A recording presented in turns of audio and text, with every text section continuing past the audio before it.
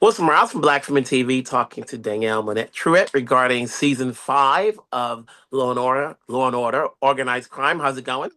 Great. How are you? Good. So here we are. We're back again, but this time it's on Peacock. So you haven't gone anywhere. We're just switching channels one way or the other. What are we Right. expecting this time from Sergeant Ayanna Bell? Well, this season, the fact that we're on Peacock is making the series a little bit more gritty. We're dealing with some, grittier issues. And it's a lot of fun. It's a lot of fun to be able to kind of delve into things that we didn't get to delve into when we were on network television. She's still running her team. She's having to deal with a lot of outside forces, from different, the FBI, I think the CIA maybe, but there's like a lot of different branches of law enforcement that are kind of coming in because some of these cases are like very high profile. And dealing with people in different countries and all that kind of stuff. And so she's having to navigate, number one, keeping her team on point and empowering them to do what they need to do, but also checking those who come in and try to take over because they see she's a woman, she's a black woman. It's like, oh, she don't know what she's doing. We're gonna come in here, we're gonna come in here and tell her what it is. And she's like, excuse me, that's not happening. So she kind of has to do that a few times during the series. There was a point in there at some point where you got hurt the character, and I was checking Google to say I ain't see no swan song, like they letting her go. It's not that often. You the one BP of the show. You I know, think you the one BP. You know what that means, right? I do. You ain't top five yet, but you out there. We always see when there's a procedural show, there's always one BP, and they ain't letting them go. Right. Yeah. Yeah.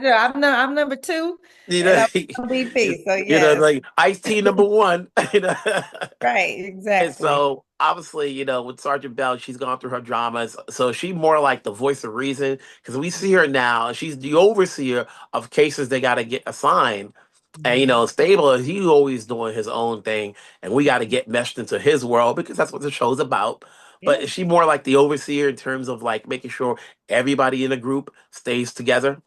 Oh, absolutely. Yeah. She makes sure they stay together. She makes sure they stay on their shit, that they not slacking. This season, like I said, there's been more of a focus on empowering her empowering her team to do things instead of trying to always be the one that's like, oh no, are you ready? Are you sure you can do this? I had a conversation with the showrunner at the time and I just had to express like I'm tired of being everybody mama. Like they're always making the black woman on the show everybody's mom.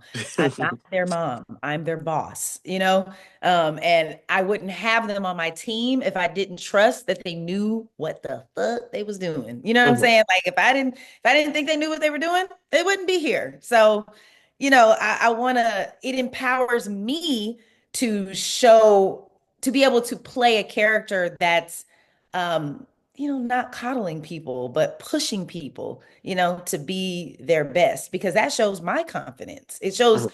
that I have confidence in myself if I go to Stabler and say, hey, this case has come across my desk. You need to go undercover to Big time. handle. It means Mhm. I trust myself. If I trust my team, I trust myself. And so I wanted to show Belle just trusting herself more, and showing what true leadership really is, which is not mothering grown people. Mhm. Now, because it's on Peacock, and you said earlier that it's grittier, Yeah.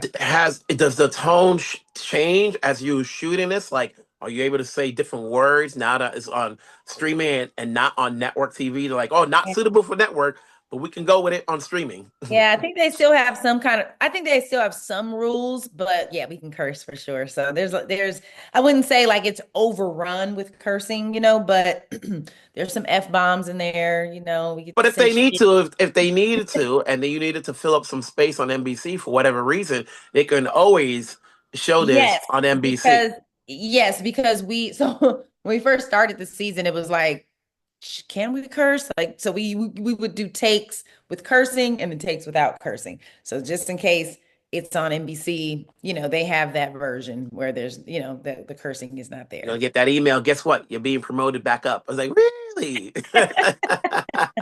Right, right. So do we get more of our in the beginning of the series? We got to see a little bit of your personal life, at least Sergeant Bell's.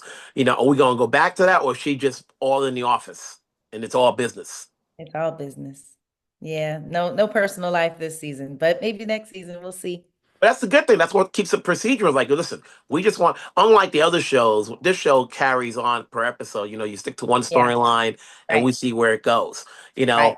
know, for you, have you been a fan of these procedural dramas where, like, in no way, it's not like a soap opera where, you have to watch every episode, but have you Yeah. been a fan of these shows? I knew of Law and Order, of course. Like, who What? doesn't New know of? Law and Order? Yeah. But I'm not a big TV watcher, to be honest, which is You go so to hotels? funny. Sometimes you're in hotels and you're stranded because you can't go anywhere. You don't turn on the TV? Yeah, I'm more of a music girl. Like I'm quicker to turn on some music in my hotel than to turn the TV on. I do love movies, so I will watch a movie. But yeah, I've definitely knew of Law and Order. I had watched SVU because it my mom's house or whatever, she'll have the TV on and it will come on. So I definitely Mhm. knew what Law and Order was and had definitely watched some episodes before joining the series. But no, I was not like a diehard fan, Mhm. before being on the show. Mhm. But yeah, I'm happy to be here. Now that we're here, it's 5 seasons in, how's the chemistry between you and the cast? You and Chris and everyone else. Because it is a family when you get to this point. Yeah, I have to be transparent. When we first started, it was a little difficult to bond because of COVID. Usually when you're on a show, you're able to go out to eat together and like hang out outside of work. It's like, oh, let's go to the bar down the street or, whatever. But because of COVID, everybody was like masks, 6 feet apart, don't be around people. We had a couple times we had to get shut down, because people got COVID or whatever. Um, so the first couple seasons, we didn't really get to vibe like as a team outside of work. Mhm. And then there's been a lot of changes. There's been a lot of changes on our show as far as characters are concerned. You might see one character one season and then they're gone the next Except for season. you. So Except for except you. me, baby, I ain't going nowhere.